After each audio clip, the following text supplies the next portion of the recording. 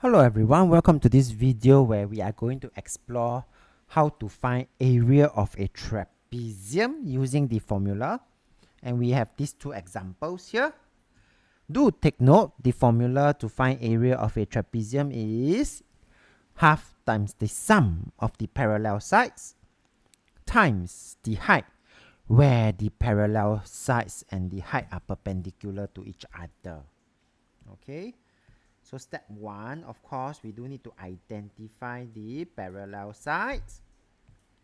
We do need to identify the height and make sure that they are perpendicular to each other. So in this first example here, the area of this trapezium is simply half times the sum of the parallel side. In this case, is 10 plus 14. Multiplied by 9, which is the height, where they are perpendicular to each other. And that will give me a value of 108 cm squared. Moving on to the next example. Again, I have successfully identified the parallel sides.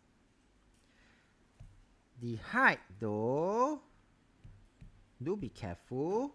In this case, it's 9 because it is 90 degrees to the parallel sides. And if I were to shift the height in, then it is very obvious to you that this 9 is indeed the height. So here I will have area equals to half times the sum 5 plus 11 multiplied by 9, and this will give me a value of 72